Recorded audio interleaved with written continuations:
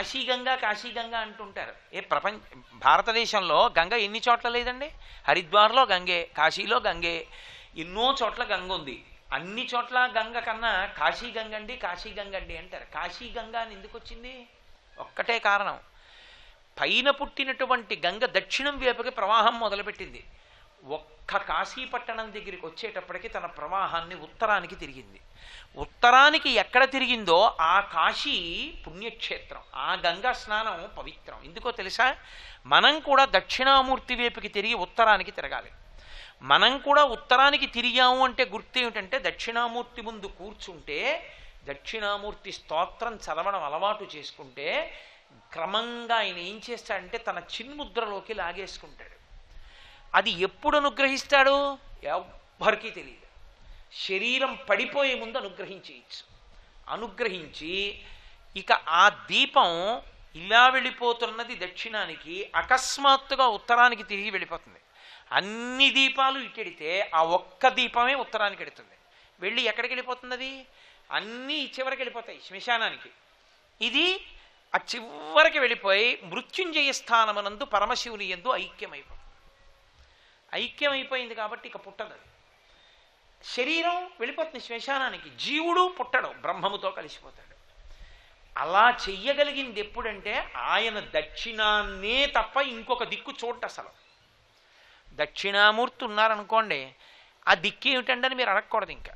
అందుకే శివాలయంలో గోడలో దక్షిణామూర్తి ఉన్నాడు అంటే అది దక్షిణము.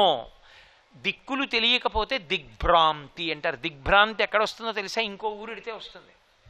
నేను ఇంకో ఊరు ఎక్కడికన్నా వెళ్ళాను అనుకోండి, ఏ తెల్లవారకట్టో రైలు దిగితే నేను మొదట అడిగే ప్రశ్న ఏమిటంటే, ఆ ఊరు వాళ్ళని బాబు తూర్పు పెట్టని అడుగుతా నేను వెళ్ళిన ప్రదేశానికి. ఎందుకంటే తెల్లవారుజామున సంధ్యావందనం చేసుకోవడానికి దక్షిణానికి కూర్చుంటే అలా తప్పు, తూర్పు పెట్టో తెలుసుకోవాలి. అందుకని మర్నాడు తెల్లవారే వరకు చూస్తే అందుకని తూర్పు పెట్టండి అని అడుగుతుంటాను ఒకసారి. దిగ్భ్రాంతి అదేంటంటే, రామాయణం చెప్పడానికి వచ్చారు, మూకపంచరి చెప్పడానికి వచ్చారు, మీకు పెద్ద విడిదిచ్చాను, తూర్పే తెలియదా అంటే నన్ను తెలియదంతే. దిగ్భ్రాంతి తెలియదు. శివాలయంలో దిగ్భ్రాంతి ఉండదు. ఎందుకు ఉండదో తెలుసా? 2 కారణాల వల్ల ఉండదు. ఒకటి, మీరు శివాలయంలోకి వెళ్ళినప్పుడు శివాలయంలో పానవట్టం ఎటుందో అది ఉత్తరం.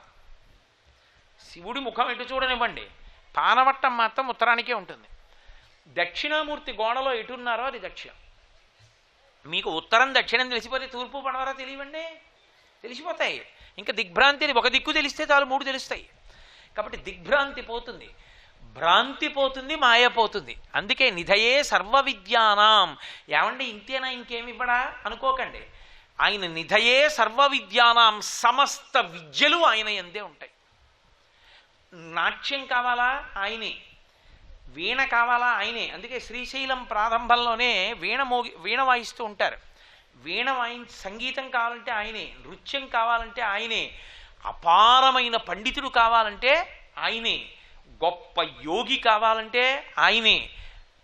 అసలు మీకు ఇంకా నేను గమ్మత్తు చెప్పాలంటే, పెళ్ళి కాక ముందు కానీ పెళ్ళైన తర్వాత కానీ ఎవరైనా ఆడదానికి రోజు దక్షిణామూర్తిని సేవించే లక్షణం ఉంటే ఆవిడ కడుపున జగద్గురువులు పుట్టినా ఆశ్చర్యం లేదు. శృంగేరి పీఠాధిపత్యం వహిస్తున్నటువంటి భారతీ తీర్థస్వామి వారు వాళ్ళ అమ్మగారి కడుపున ఎందుకు పుట్టారో తెలుసా?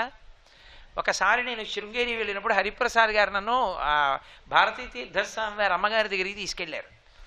ఆ మహాతల్లి ఎంత ప్రేమైకమూర్తో నిజంగా. ఆవిడ జగద్గురువులకు తల్లి. ఆవిడ నా క్యాసెట్లు వింటుంటారట. అంతకన్నా నా జన్మకి ఇంకేం కావాలి, సౌభాగ్యం. ఆవిడ నాతో మాట్లాడుతుంటే నేనన్నా, అమ్మ ఒక్క మాట చెప్పండి చాలు, జగద్గురువులు మీ కడుపున పుట్టారంటే ఏదో ఉంది పుణ్యం. మీకు తెలిసి ఏం చేశారమ్మా, ఇది కారణం బహుశः. అంటే శృంగేరికి పీఠాధిపత్యంలో కూర్చోవడం అంటే మాటలండి, అది సార్వభౌమ పీఠం. అపరశంకరాచార్యులు వారు నడిచే శారద మాటల. ఎలా ఏ కారణానికి మీ కడుపున ఆయన పుట్టారని మీరు అనుకుంటున్నారమ్మా అన్నాను. అబ్బా నాన్న నాకేం తెలుసు నాన్న, నేనేం చేశాను నాన్న, అది ఇది అన్నారు. కాదమ్మా, మీకు తెలియకుండా ఉండదు, ఏదో ఉంది పుణ్యం. ఏ పుణ్యానికి మీకు అటువంటి కొడుకు పుట్టాడో దయచేసి నాకు చెప్పండి తల్లి అని అడిగాను. అడిగితే ఆవిడ నిజం చెప్పారు. నిజం చెప్పారంటే ఆవిడ అబద్ధం చెప్తారని నా ఉద్దేశ్యం కాదు, నాకు అవగతం చేశారు అని. ఆవిడ చెప్పారు, నాయనా నాకు తెలిసో తెలియకో నా చిన్నతనంలో మా నాన్నగారు కోటప్ప కొండ ఎక్కేవారు రోజు దక్షిణామూర్తి దర్శనానికి. మా నాన్నగారితో పాటు పరిగెత్తుకుంటూ కోటప్ప కొండ ఎక్కి దక్షిణామూర్తికి నమస్కారం పెట్టి వచ్చేదాన్ని. రోజు కోటప్ప కొండెక్కి దక్షిణామూర్తికి నమస్కారం పెట్టిన పుణ్యానికి నా కడుపున భారతీతీర్థస్వామి వారు పుట్టారు నాయన అని చెప్పారు ఆవిడ. అసలు భారతీతీర్థస్వామి వారు పుట్టిన జనన కారణం పుస్తకాలలో ఉన్నదానికన్నా నేను నమ్మే యథార్థ కారణం అదే. అందుకు పుట్టారైన, అందుకొచ్చింది ఆ తేజస్సు ఆవిడ కడుపులోకి. కాబట్టి దక్షిణామూర్తి దర్శనం అంటే అంత గొప్పది. ఆయన దర్శనం చేస్తే సరస్వతీ కటాక్షం దగ్గర నుంచి లేనిదన్నది ఉండదు, ఏదైనా ఇచ్చేస్తాడు ఆయన. అంతటి పరబ్రహ్మం మీకేమివ్వలేదండి. ఇంకా లౌకికమైన కోర్కెల దగ్గర నుంచి మోక్షం వరకు ఇవ్వగలడు. కరతలామలకము, చేతిలో ఉసిరికై. అందుకే మహానుభావుడు నిధయే సర్వ విద్యానాం భిషజే భవరోగిణాం, ఆయన వైద్యుడు. ఎవరికి? మళ్ళీ పుట్టి మళ్ళీ చచ్చి మళ్ళీ పుట్టి మళ్ళీ చచ్చేటటువంటి జనన మరణ చక్రముతో కూడుకున్నటువంటి సంసారం అనేటటువంటి రోగానికి వైద్యుడు ఆయనే. భిషజే భవరోగిణాం, ఆయనే నిధయే సర్వ విద్యానాం భిషజే భవరోగిణాం. ఆయన ఈ సమస్త లోకములకు కూడా గురువు ఆయనే. సదాశివ సమారంభం అన్నప్పుడు గురుస్థానం ఎక్కడ ప్రారంభం అవుతుంది అంటే దక్షిణామూర్తి దగ్గరే ప్రారంభం అవుతుంది. నేను ఇలా కూర్చుంటే వీళ్ళు నా దగ్గరికి రావట్లేదని ఆయనే చెట్టు కింద నుంచి లేచాడు. ఒకప్పుడు లేచి ముక్త్వా మౌనం వటబిటపినో మూలతో నిష్పతంతి శంభోర్మూర్తిశ్చరతి భువనే శంకరాచార్య రూప. కలియుగం వచ్చిందిరా, వీళ్ళు నా దగ్గరికి వచ్చి కూర్చోండ్రా అంటే కూర్చోట్లేదు, వీళ్ళను ఉద్ధరించడానికి నేనే బయలుదేరుతానన్నాడు కారుణ్యమూర్తి అయి.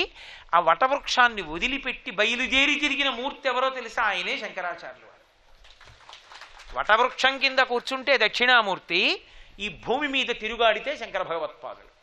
అందుకే నమ కపర్దినీ చ వ్యుక్త కేశాయ చ, పెద్ద జటాజూటంతో ఉంటే దక్షిణామూర్తి, బోడిగుండుతో ఉంటే శంకరాచార్య వారు.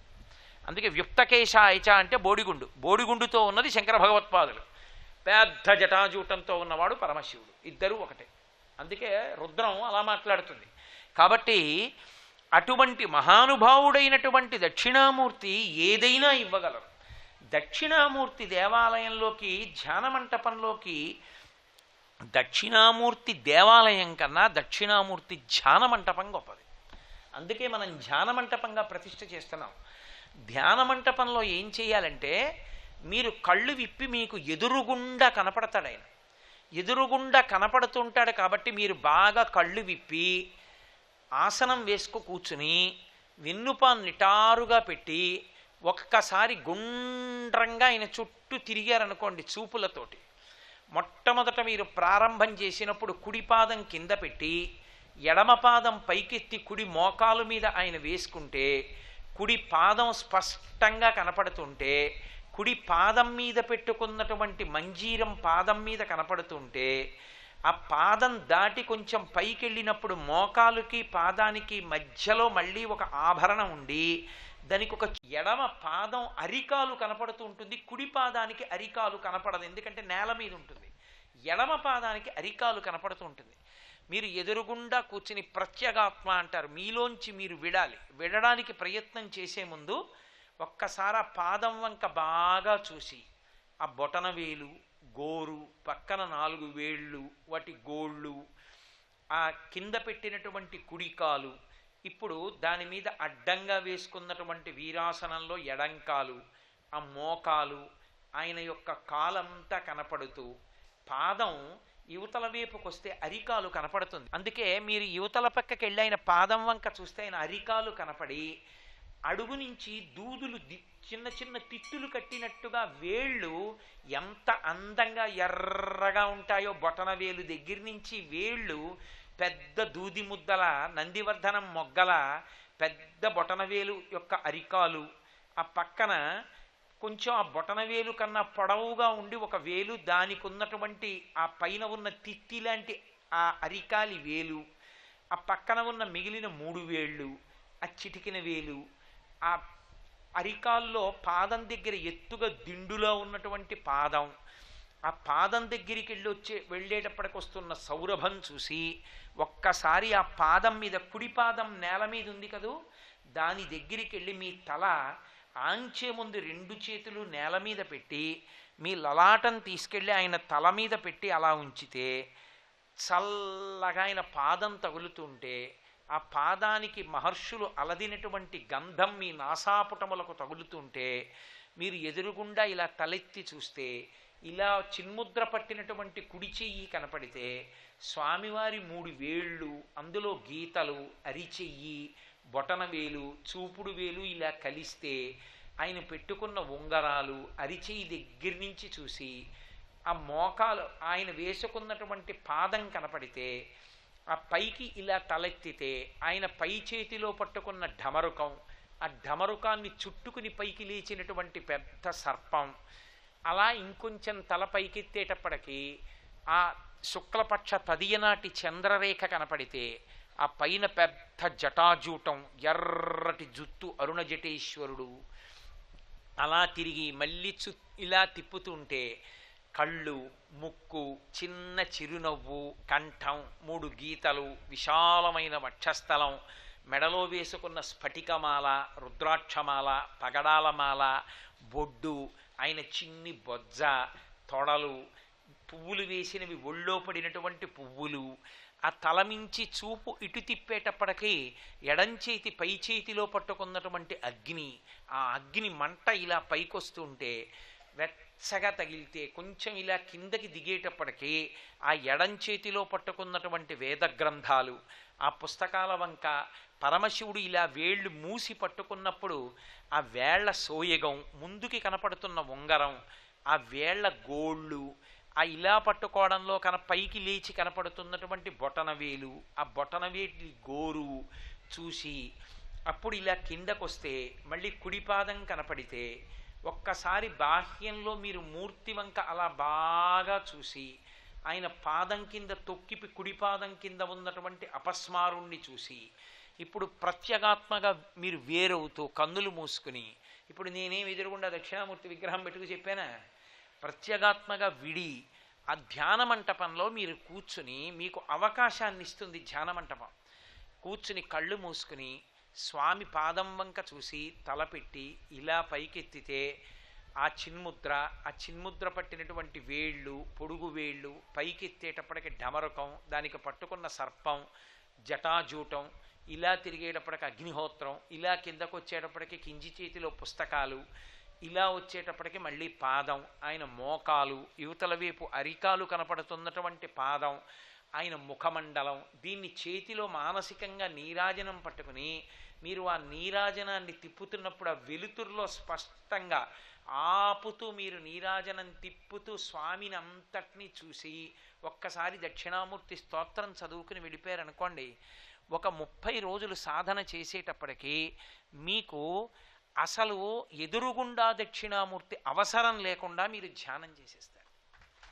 మీ మనసు వెనక్కి వెళ్ళిపోయి దక్షిణామూర్తి ఎందు నిలబడుతుంది. ఆయన పరమశాంత స్వరూపుడు. మీకు ఏం కావాలో అన్నీ విడుదలైపోతాయి. అది మీకు రోజు ఒకలా చేస్తుంటే పరిగెత్తేస్తోంది మనసు అని అనిపించింది అనుకోండి, మార్చేయాలి ధ్యానంలో.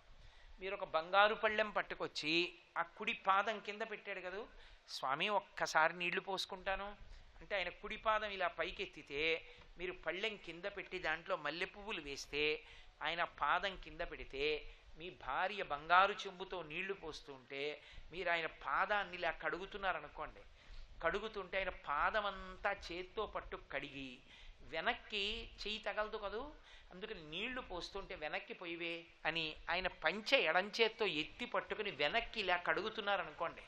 కడుగుతుంటే వెనక ఎముక మెత్తటి పాదం వెనక భాగం మీ కుడి అరిచేతికి తగులుతుంటే కడిగి, ఇప్పుడు 2 చేతులతో కడిగిన తర్వాత ఆ నీళ్లు మంచి వాసన వస్తుంటాయి. ఉద్ధరిణితో ఆ నీళ్లు తీసుకుని ఇలా కుడి చేతిలో పోసుకొని 3 మాటలు పుచ్చుకుని ఆ చెయ్యి కడుక్కొని పళ్ళెని తీసి పక్కన పెట్టి మళ్ళీ కింద పెట్టిన పాదాన్ని పొడి బట్టతో మెత్తటి బట్టతో తుడిచి భార్యని గంధం ఇమ్మని ఆ గంధపాత్ర తీసుకుని ముద్ద ఇలా తీసి చేతిలో ఇలా అని ఆయన పాదానికి చక్కగా గంధం రాశారనుకోండి. అది ఆరిపోయాక ఇలా పారాణి పెట్టి పైన 2 గీతలు పెట్టి మధ్యలో చుక్క పెట్టి కాసిని మల్లెపూలు ఓం నిధనపతయే నమః ఓం నిధనపతాంతికాయ నమః అని మీరు వేస్తుంటే ఆ మల్లెపువ్వు ఆయన పాదం మీద పడి పల్లం వైపుకు దొల్లిపోతోంది అనుకోండి.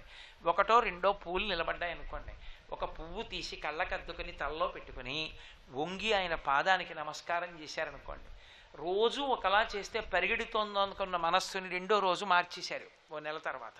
ఒకవేళ మీరు కళ్ళు మూసుకుని విడలేకపోతున్నానండి, అలా నాకు జ్ఞాపకం రావట్లేదు, ఏవేవో గుర్తొచ్చేస్తున్నాయి అన్నారనుకోండి. కళ్ళు తెరిచే మీరు ఆ పాదం పైకెత్తినట్టు, మీరు పళ్ళెం పెట్టినట్టు, మల్లెపూలలో పాదం పెట్టినట్టు, మీ భార్య పోస్తున్నట్లు, మీరు కడుగుతున్నట్లు ఊహ చేస్తూ ఉంటే మీరు మనస్సుతో చేస్తున్న రచన మానస పూజ అవుతుంది. మానస పూజ ధ్యానంలోకి తీసుకెళ్తుంది. తర్వాత నేను మీకు ఒక యథార్థం చెప్తున్నాను, నన్ను నమ్మండి. మీరు అలా చేయడం మొదలు పెట్టాలి తప్ప, నేను ఇవాళ దక్షిణామూర్తి పాదం మీద చెయ్యి పెట్టి మీకు నిజం చెప్తున్నాను, మీరు కడిగిన నీళ్లు కైలాసంలో పరమశివుడి పాదం తడుపుతాయి. ఒక్కసారి ధ్యానం చాలు జీవితాన్ని గట్టెక్కించేస్తుంది, అంత గొప్పది. ఆ స్తోత్రాన్ని మౌనంగా చక్కగా మీరు లోపల చదువుకోవడం మొదలుపెట్టారనుకోండి. అష్టకం చదవడానికి ఎంతసేపు పడుతుందండి? మహా ఒక్కొక్క శ్లోకం చదవడానికి నిమిషం పట్టినా 8 నిమిషాలు, 5 నిమిషాలు ధ్యానం, 15 నిమిషాలు భగవంతుడి ముందు కూర్చోవడం అలవాటు చేస్తే మీకు నేను ఒక పరమ సత్యం చెప్తున్నా. ఒకసారి ధ్యానం అందులో ఉన్నటువంటి శాంతి రుచి మనసు పట్టేస్తే మీకు తెలియకుండానే మీరు రైల్లో వెడుతూ ఉండండి, మీరు ఎక్కడన్నా కూర్చోండి, మీకు తెలియకుండా మీరు దక్షిణామూర్తిని ధ్యానం చేసేసుకుంటారు. మీకు తెలియకుండా దక్షిణామూర్తి స్తోత్రం చదివేస్తుంటారు. మీకు అంగరక్ష. అది అలా వెనక్కి వెళ్ళిపోతే మీకు ప్రశాంతంగా ఉండడం అలవాటు అయిపోయింది అనుకోండి. ఆఖరికి ఇంజెక్షన్ చేస్తున్నప్పుడు కూడా, నేను ఎందుకు చెప్తున్నానంటే ఇంజెక్షన్ చేస్తున్నప్పుడు అన్న మాట ఎందుకు వాడానంటే, మీకు మనసు ఖేదపడేటటువంటి సమయంలో కూడా అలవాటైపోయి మనసు ఆదేశాన్ని బుచ్చుకుని వెనక్కి వెళ్ళిపోతుంది. వాడు ఇంజెక్షన్ చేస్తాడు, నీకెందుకే, నువ్వు దక్షిణామూర్తిని ధ్యానం చెయ్యి అనగానే విప్ అంటారు, ఆ కొరడా తీగానే వెనక్కి వెడుతుంది. వెళ్ళి చెయ్యి ఆయనకి ఇచ్చేసి దక్షిణామూర్తి పాదం పట్టుకొని ఆయన పాదాన్ని కడుగుతూ ఆ నీళ్లు లోపలికి పుచ్చుకుంటూ ఆ పాదానికి చందనం రాస్తూ మురిసిపోతుంటాడు. ఆయన అయిపోయిందండి దూది పట్టుకోండి అంటాడు. అప్పుడు మళ్ళీ పట్టుకుని ఇలా అంటాడు. నేను ఎందుకు చెప్పానంటే, ఒక సూది పట్టుకుని చేతిలో పొడుస్తున్నప్పుడు కూడా వెళ్ళిపోవడం అలవాటు అయిపోయింది అనుకోండి, ప్రాణోత్క్రమణ సమయంలో బాధ కలుగుతున్నప్పుడు కూడా వెళ్ళిపోవడానికి అది అలవాటు వెళ్ళిపోతుంది. ఏ బాధ ఉండదు. ఎవరో వచ్చి ఎదురుగుండా మాట్లాడుతున్నారు, చిరాగ్గా ఉంది, వినాలని లేదు, ఆయన అదే మాట్లాడుతున్నాడు, వెళ్ళిపోండి అని చెప్పడం కుదరదు. చాలా తేలిక మార్గం ఏమిటో తెలుసా? అంటూ ఉండు, నువ్వు వెళ్ళిపోయి నీలకంఠేశ్వర స్వామి దక్షిణామూర్తి ఆలయంలోకి ప్రవేశించి తదేకంగా దక్షిణామూర్తిని చూసుకుంటూ, ఆయన ముఖమండలాన్ని చూస్తూ, ఆయన చిరునవ్వు వంక చూస్తూ మురిసిపోతూ ఆనందపడిపోతుంది. ఇంకా మీకు సంతోషం కలిగిందనుకోండి, ఒక రోజున ఆయన జుత్తుకి సాంబ్రాణి పొగ ఇయ్యచ్చు. మీరు పళ్ళెల్లో పొగ తెచ్చి ఎర్రగా గంగాజలంతో చంద్రుడిలోంచి కారుతున్న అమృతంతో తడిసి ఉంటుంది కదూ, కాస్త ధూపం వేస్తే ఆయన జుట్టు పెద్ద జుట్టు కదూ, అందులోంచి పొగ తూరి పొగలు వస్తూ కనపడుతుంది. ఆ కపర్దీ అని ఆయన జటాజూటం ఎంత విచిత్రంగా ఉంటుందో, అంత పెద్ద కొప్పు, అందులోంచి బాగా జుత్తున్న పిల్లలకి అమ్మ ఇలా పట్టుకుని సాంబ్రాణి మీద పెడితే వాడి బుర్రలోంచి పొగొచ్చినట్టు ఆ పొగొస్తూ ఉంటే, ఆ పొగతో కూడుకున్న జటాజుటాన్ని మీరు మనసులో చూస్తూ పైకి ఎదురుగుండా మాట్లాడుతున్న వాడితో అలాగే అంటే వాడికి కాసేపటికి అర్థం అవుతుంది. ఏదో అని ఏం చేద్దామండి అంటాడు. అలా కాదు, ఏం చేద్దామంటారు. అప్పుడు బయటికి వస్తాడు. ఏమడిగారు మీరు అని అడుగుతాడు. 2-3 మాటలు చూసి పరధ్యానంగా ఉన్నాడు, వింటలేదు, అంత అనురక్తి లేదని, సరే ఇంకో మాట కలుస్తానంటాడు. దరిద్రం వదిలిపోయింది అక్కడతో. వెనక్కి వెళ్ళడానికి అలవాటు పడుతుంది మనస్సు. ఇది లేకయే పునర్జన్మ, ఇది లేదు కాబట్టే పునర్జన్మలు. అది అలవాటు పడితే, మీరు నన్ను బాగా గుర్తుపెట్టుకోండి, నేను చెప్పిన మాట పరమసత్యం చెప్తున్నా. వెనక్కి వెళ్ళడం అలవాటైంది అంటే లేవిహ పునర్జన్మలు. అది ఈ జన్మలో కావచ్చు, 10 కావచ్చు, 5 కావచ్చు, 2 కావచ్చు. దక్షిణామూర్తి ధ్యానం మొదలు పెడితే ఈ జన్మలోనే తరించచ్చు, అథవా వచ్చే జన్మలో మహావిద్వాంసుడు పరమ భక్తి తత్పరుడైనటువంటి గురువు లభించి ఆ గురువు యొక్క అనుగ్రహంతో ప్రారంభం నుంచే సాధన అలవాటైపోయి తరించిపోతాడు.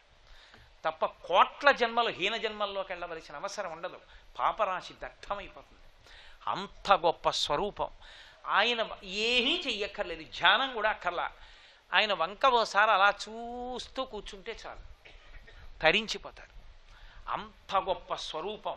శాస్త్రంలో ఏం చెప్తారంటే, చాలా చాలా గొప్పగా ధ్యానానికి అనువైనటువంటి ఏకైక స్వరూపము మొట్టమొదటిది దక్షిణామూర్తియే. దాని తర్వాతే ఏదైనా. ఎందుకో తెలుసా? ధ్యానం చేస్తే మీకు జ్ఞానం ఇచ్చే స్వరూపాలు కొన్ని ఉన్నాయి. కృష్ణ భగవానుడు ధ్యానమునందు అనుగ్రహిస్తాడు. కానీ త్రిభంగిగా ఆయన నిలబడితే ఒక్క సన్యాసి మాత్రమే ధ్యానం చేయాలి. అలా ఒక్క కృష్ణుణ్ణే చెయ్యాలనుకోండి, సన్యాసే చెయ్యాలి. ఆవుల మందలతో కూడుకున్న కృష్ణుణ్ణి చెయ్యాలి.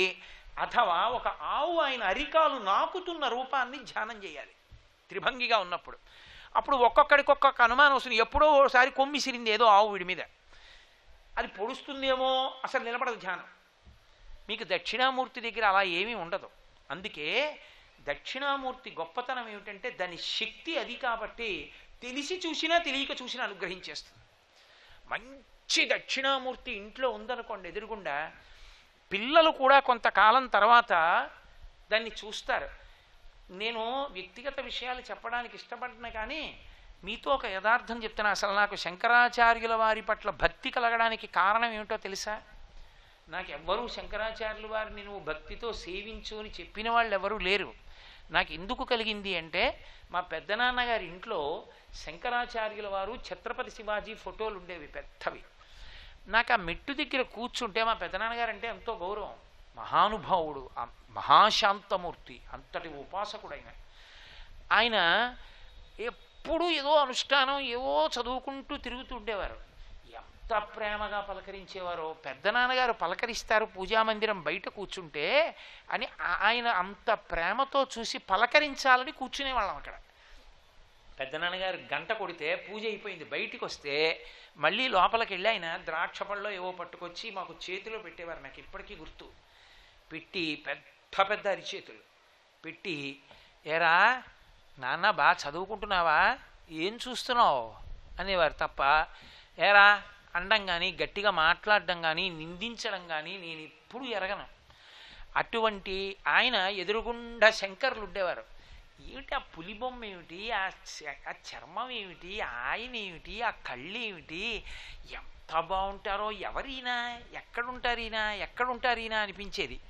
మా పెద్దనాన్నగారిని ఓసారి అడిగా, ఎవరండి పెద్దనాన్నగారండి ఆయన అన్నాను. అంటే ఆయన అన్నారు, ఆయన ఎవరో చెప్పాలి అంటే ఆయనే చెప్పాలి, నువ్వు ఆయన్ని చూస్తూ ఉండు చాలన్నారు. ఆయన్నే చూస్తూ ఉండేవాడిని. బహుశా ఆ పుణ్యమే శంకరాచార్యుల వారి గురించి చెప్పగలిగిన అదృష్టాన్ని నాకు కట్టబెట్టింది. సర్వం శ్రీ ఉమామహేశ్వర పరబ్రహ్మార్పణం.